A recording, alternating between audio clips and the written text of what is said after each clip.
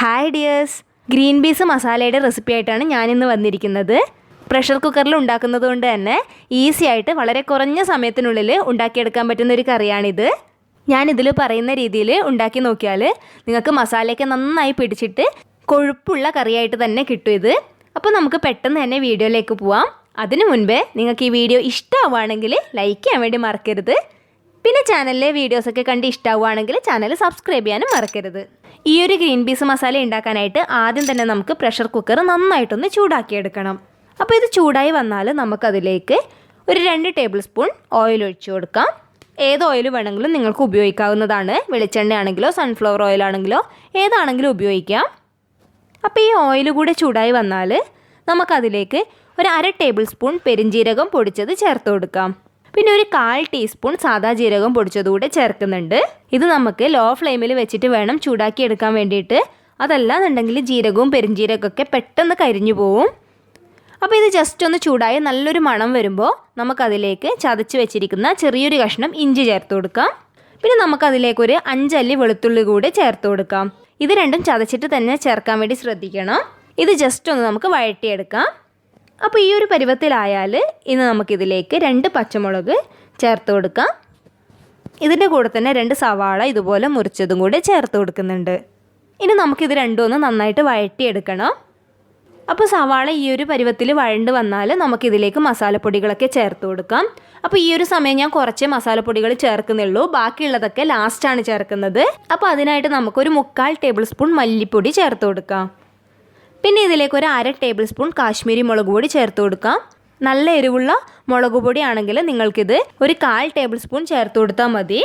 പിന്നെ ഒരു 1/4 ടീസ്പൂൺ മഞ്ഞൾപ്പൊടി കൂടി ചേർത്ത് കൊടുക്കാം. പിന്നെ ഇതിലേക്ക് ആവശ്യത്തിന് ഉപ്പ് കൂടെ ചേർത്ത് കൊടുക്കുന്നുണ്ട്. പിന്നെ ഒരു 1/4 ടേബിൾ സ്പൂൺ കുരുമുളക് പൊടി കൂടെ ചേർത്ത് കൊടുക്കുന്നുണ്ട്. അപ്പോൾ എരിവൊക്കെ നിങ്ങളുടെ ഇഷ്ടത്തിന് ചേർക്കാവുന്നതാണ്. എല്ലാം നന്നായിട്ടൊന്ന് മിക്സ് ചെയ്തെടുക്കണം. ഈ മസാലപ്പൊടികളൊക്കെ ലോ ഫ്ലെയിമിൽ വെച്ചിട്ട് വേണം നിങ്ങൾ ചൂടാക്കി എടുക്കാൻ വേണ്ടിയിട്ട്. അതല്ലാന്നുണ്ടെങ്കിൽ പെട്ടെന്ന് തന്നെ കരിഞ്ഞു പോവും. അപ്പോൾ ഇതിൻ്റെ പച്ചമണക്കെ മാറി വന്നാൽ നമുക്കിതിലേക്ക് 2 തക്കാളി ചേർത്ത് കൊടുക്കാം. ഇനി നമുക്കിത് ജസ്റ്റ് ഒന്ന് വഴറ്റിയെടുക്കണം. അപ്പോൾ തക്കാളി കുറച്ചൊന്ന് ഉടഞ്ഞ് കിട്ടുന്ന രീതിയിൽ നിങ്ങളിത് വഴറ്റിയെടുക്കാൻ വേണ്ടി ശ്രദ്ധിക്കണം. അപ്പോൾ തക്കാളി ഇവിടെ നന്നായിട്ട് ഉടഞ്ഞ് കിട്ടിയിട്ടുണ്ട്. അപ്പോൾ ഈ ഒരു പരുവം വരെ വഴറ്റിയെടുത്താൽ മതി, അധികം പേസ്റ്റായി കിട്ടേണ്ട ആവശ്യമൊന്നുമില്ല. ഇനി നമുക്കിതിലേക്ക് ഒരു ക്യാരറ്റ് ഇതുപോലെ മുറിച്ചത് ചേർത്ത് കൊടുക്കാം. പിന്നെ ഒരു ഉരുളക്കിഴങ്ങ് ഇതുപോലെ മുറിച്ചത് ചേർത്ത് കൊടുക്കാം. ചെറിയ ഉരുളക്കിഴങ്ങാണെങ്കിൽ 2 എണ്ണം ചേർത്ത് കൊടുത്തോളൂ.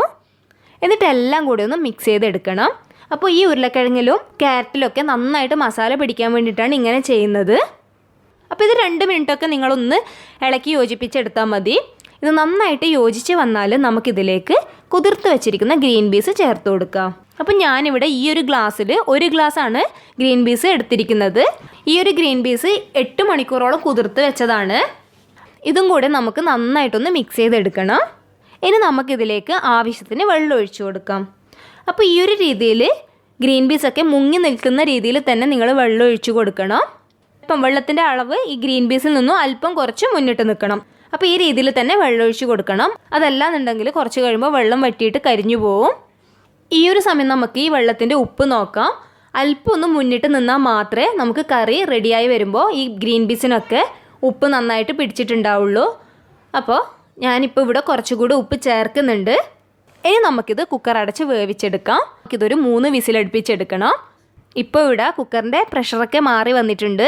ഇനി നമുക്കിതൊന്ന് തുറന്ന് നോക്കാം. അപ്പോൾ ക്യാരറ്റും ഗ്രീൻ പീസും ഉരുളക്കിഴങ്ങൊക്കെ നന്നായിട്ട് തന്നെ വെന്ത് കിട്ടിയിട്ടുണ്ട്. അപ്പോൾ കൈ വെച്ച് നോക്കുമ്പോൾ നമുക്കിത് ഉടഞ്ഞ് കിട്ടണം. ആ ഒരു പരുവത്തിലാണ് വേണ്ടത്. ഇനി നമുക്കൊരു പാത്രത്തിലേക്ക് 1 ടേബിൾ സ്പൂൺ ചിക്കൻ മസാല ചേർത്ത് കൊടുക്കാം. ഇതിൻ്റെ കൂടെ തന്നെ ഒരു 1/4 ടീസ്പൂൺ ഗരം മസാല കൂടെ ചേർത്ത് കൊടുക്കാം. ഇത് ലോ ഫ്ലെയിമിൽ വേണം നിങ്ങൾ ചൂടാക്കി എടുക്കാൻ വേണ്ടിയിട്ട്. ചിക്കൻ മസാല നിങ്ങളുടെ അടുത്ത് ഇല്ലാന്നുണ്ടെങ്കിൽ കുഴപ്പമൊന്നുമില്ല. ഒരു 1/2 ടേബിൾ സ്പൂൺ മല്ലിപ്പൊടിയും പിന്നെ ഒരു 1/4 ടീസ്പൂൺ മുളക് പൊടിയും ഒരു 1/4 ടീസ്പൂൺ കുരുമുളക് പൊടിയും പിന്നെ കുറച്ച് ഗരം മസാല കൂടെ ചേർത്ത് കൊടുത്താൽ മതി.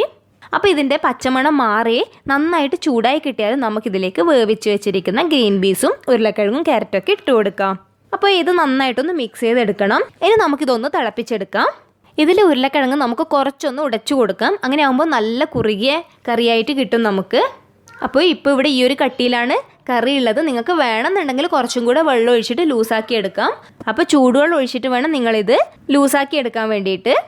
അപ്പോൾ കറിയൊക്കെ നന്നായി തിളച്ച് വന്നിട്ടുണ്ട്. ഈ ഒരു സമയം നിങ്ങൾക്ക് ഇതിൻ്റെ ഉപ്പ് നോക്കിയിട്ട് ആവശ്യം എന്ന് തോന്നുന്നുണ്ടെങ്കിൽ ചേർത്ത് കൊടുക്കാവുന്നതാണ്.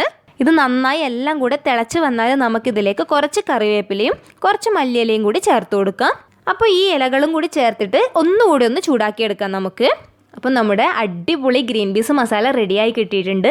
എല്ലാവരും എന്തായിട്ടും ട്രൈ ചെയ്ത് നോക്കിയിട്ട് അഭിപ്രായം പറയാൻ വേണ്ടി മറക്കരുത്.